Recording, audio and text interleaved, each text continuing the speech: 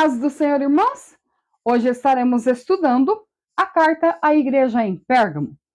Apocalipse, capítulo 2, a partir do versículo 12, diz assim: Ao anjo da igreja em Pérgamo escreve: Estas coisas diz aquele que tem a espada afiada de 2 gumes. Antes de entrar na questão específica da igreja, vamos analisar alguns pontos interessantes a respeito de Pérgamo. Local: Ásia Menor, a atual Turquia. Existe a possibilidade de Paulo ter sido o fundador desta igreja, embora ela apareça só no Apocalipse. Como Paulo andou na Ásia Menor pregando, ele pode sim ter fundado esta igreja. Ficava perto de Éfeso e de Esmirna. Foi um centro cultural greco-romano, então nós temos a cultura grega e no tempo em que essa carta foi escrita, já pertencia à cidade de Roma. Tinha a segunda biblioteca mais importante do mundo antigo, perdendo apenas para a biblioteca de Alexandria, no Egito. Quando os egípcios não forneceram mais o papiro, então eles passaram a fabricar o pergaminho. Também algo interessante a respeito da data da sua fundação. Ainda que haja várias fontes, ela aparece na época dos lídios em 546 a.C. Então perceba que era uma cidade forte, estruturada, com montanhas, com rios. Segundo os historiadores, um local muito bonito para tanto apreciar quanto viver. Há também um personagem interessante que se chama Esculápio ou Asclépio, filho do deus Apolo com a mortal Coronis. A lenda diz que foi educado nas ervas medicinais e nas cirurgias.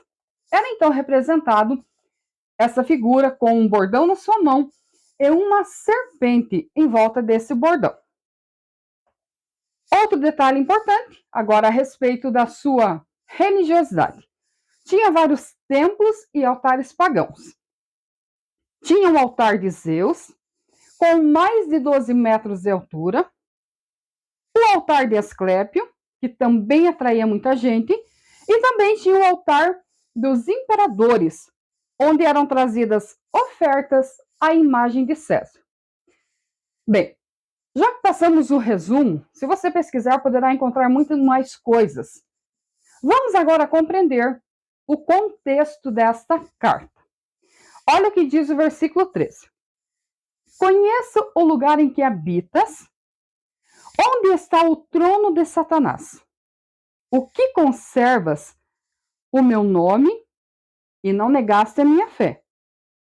E ainda nos dias de Antipas, minha testemunha, meu fiel, o que foi morto entre vós, onde Satanás habita. Vamos por partes. Conheço o lugar em que habitas. Eu passei para vocês este resumo cultural. Por quê? Porque você sabe que a cultura, ela influencia diretamente em um povo. Nos seus hábitos, costumes, crenças, comportamento. Neste caso aqui, como nós temos um grande centro cultural, nós temos medicina, livros, nós temos tantas questões que envolviam esta região e este povo, nós percebemos um povo que cria em si próprio e na sua própria sabedoria. Por isso, Jesus diz para esta igreja: conheço o lugar em que habitas. Onde está o trono de Satanás? Não é um trono físico. Devemos lembrar que quem mais falou de Satanás, do inferno, de Beelzebu e dos demônios foi Jesus. Por quê? Se você não sabe quem ele é, ou se você não acredita nele, você irá aderir o seu sistema e estará tudo bem. Satanás é um espírito que se materializa em pessoas e implanta as suas leis. E isto é visto e reproduzido na cultura local. Aí na sequência diz assim: e que conservas o meu nome e não negastes a minha fé. Agora aqui tem um elogio para essa igreja. Eles conservaram o nome de Jesus. O que nós aprendemos aqui? Sendo um local com cultos e adoração a vários deuses, este povo havia sim permanecido fiel ao nome de Jesus. Eles não negaram o nome de Jesus por causa das crenças e do que este povo pregava. Perceba que tinha o Esculápio, que era tratado como um deus, o deus da cura. Existiam os outros deuses em que eram reverenciados, cultuados e adorados, mas a igreja de Pérgamo, ela permaneceu, ela insistiu, crendo no nome de Jesus. Aí ele diz assim: ainda nos dias de Antipas, minha testemunha, meu fiel, o qual foi morto entre vós, onde Satanás habita. Segundo a tradição cristã, Antipas foi o pastor desta igreja, alguém que havia permanecido fiel, havia pregado a verdade para esse povo. Vamos trazer para os nossos dias? Quando eu estava estudando, eu fiquei pensando na nossa época. Eu não vejo diferença dos nossos dias para a igreja de Pérgamo. A cultura que predomina, a idolatria, as crenças. Falar em Deus hoje está se tornando algo perigoso, hostil.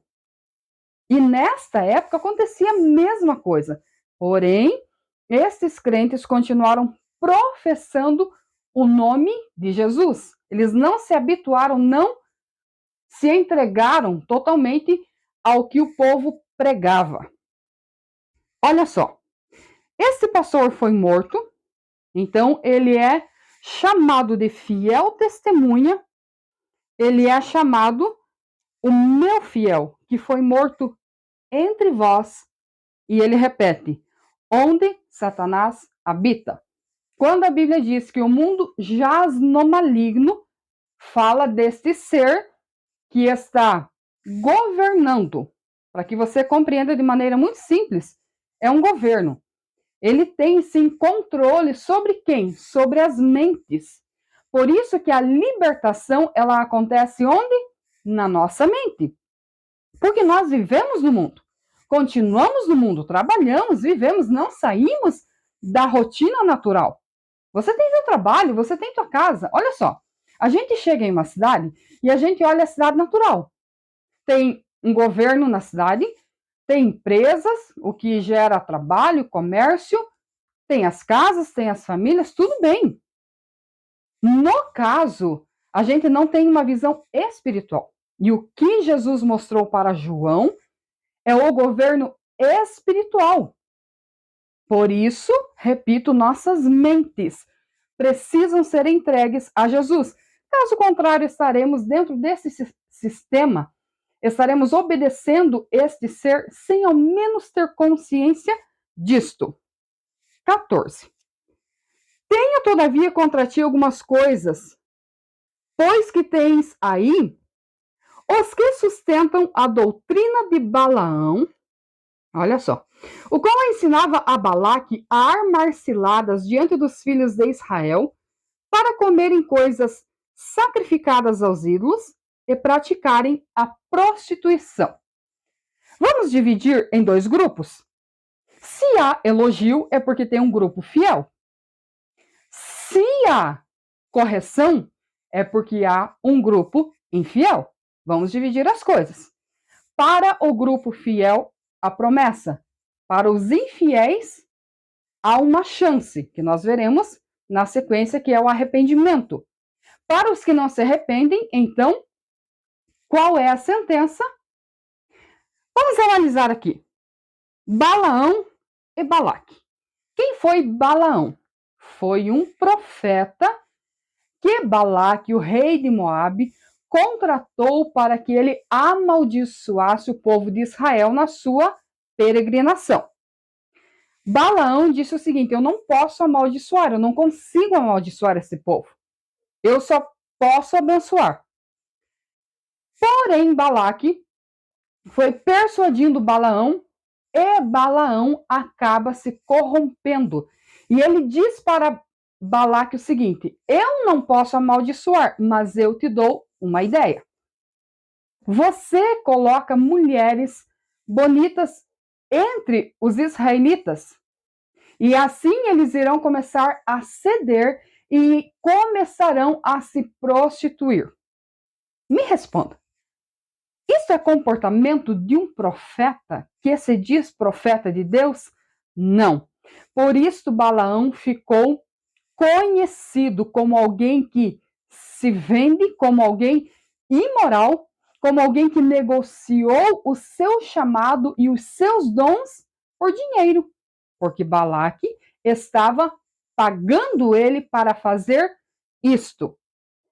Esclarecida essa parte, Balaão, que ensinava Balaque a armar ciladas para os filhos de Israel, para comer coisas sacrificadas aos ídolos e praticar prostituição. Isto estava acontecendo em Pérgamo. Lembre-se que os cultos aos deuses eram orgias sexuais. Havia o culto ao homem, o culto ao imperador, onde Deus não está no centro, o homem está no centro, e a prostituição. Então, nós aprendemos algo muito sério aqui. Eles não negaram o nome de Jesus, mas também não se comprometeram a ponto de santificar as suas vidas. 15. Outro sim. Também tu tens os que da mesma forma sustentam a doutrina dos nicolaítas. O que os nicolaítas pregavam, o que eles ensinavam? Que era possível estar servindo a Jesus, mas sem essa carga de se santificar. Irmãos, a santificação é algo tremendo e é algo muito difícil para aqueles que estão em processo. O que é a santificação?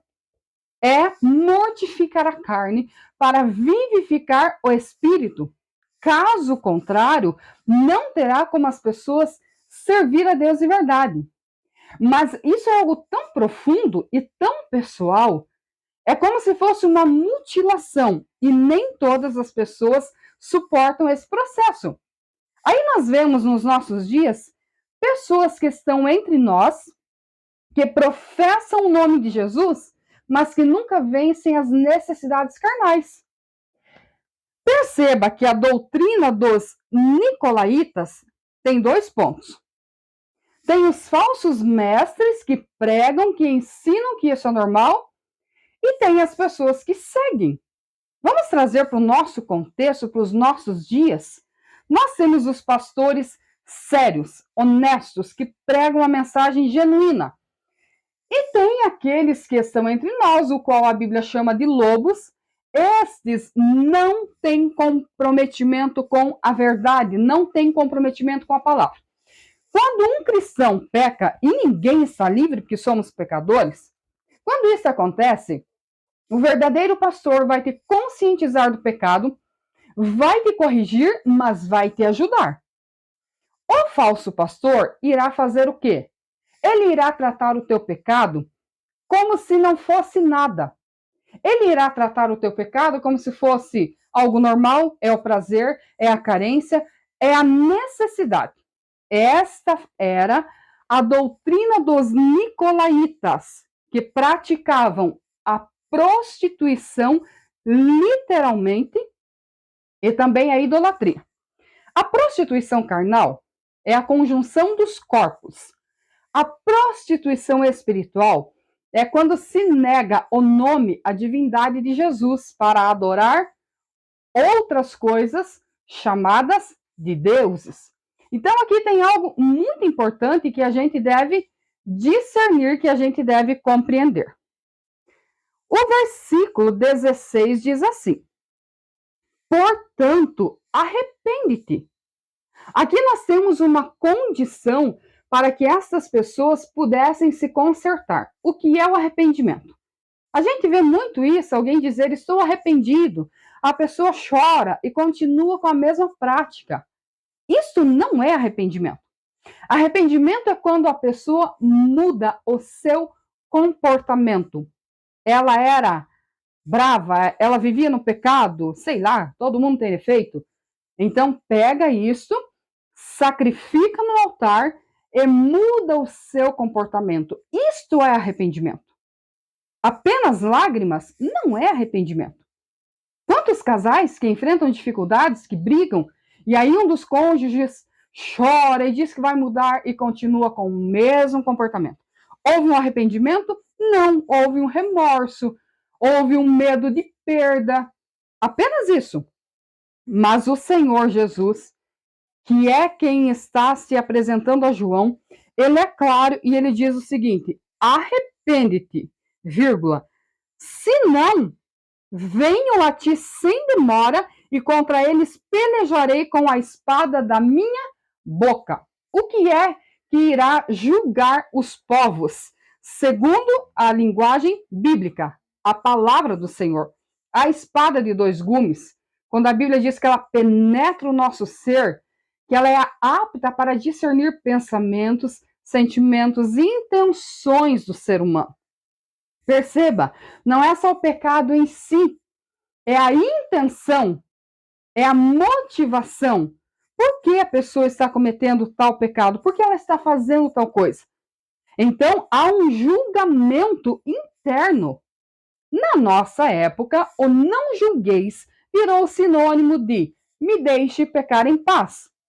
Só que você tem que compreender que a mesma Bíblia que diz para um não julgar o outro é a mesma Bíblia que diz que a palavra os julgará. Então a palavra me julga? Sim. A palavra julga você? Sim. Qual é então a cláusula? Qual é então a oportunidade aqui de mudança? Arrependimento. Não em palavras, mas em atitudes. Caso contrário, pelejarei contra eles com a espada da minha boca. E ele encerra dizendo: quem tem ouvidos, ouça o que o Espírito diz às igrejas.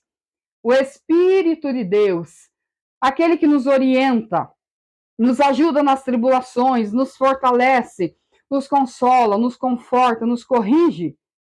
Só que tem que ter ouvidos, discernimento, para entender a sua voz e a sua mensagem. Aí encerra com uma promessa: ao vencedor dar-lhe-ei do maná escondido, bem como lhe darei uma pedrinha branca, e sobre essa pedrinha escrito um novo nome, o qual ninguém conhece, exceto aquele que o recebe. Ao vencedor significa todos irão vencer? Não. Quem irá vencer? Aquele que tem lutado incansavelmente, tem resistido às batalhas, às lutas, às afrontas, às tentações, o pecado. Estas pessoas conviviam no meio do pecado. É como nos nossos dias. O pecado é algo explícito, é cultuado, é respeitado, é valorizado muito mais do que as coisas corretas. Ser fiel é uma decisão do coração. Ser fiel é uma decisão interna. Você não é fiel porque as coisas acontecem ao teu favor. Você é fiel porque você decidiu honrar, você decidiu amar o teu Senhor acima de todas as coisas. Então, ao que vencer, dar-lhe-ei do maná escondido. O que é o maná na Bíblia? Aquele alimento que conservou o povo vivo por 40 anos no deserto, que era o próprio Deus que lhe dava a provisão. Então, o maná escondido fala da eternidade com Deus, da subsistência eterna. E lhe darei uma pedrinha branca, e sobre esta um novo nome.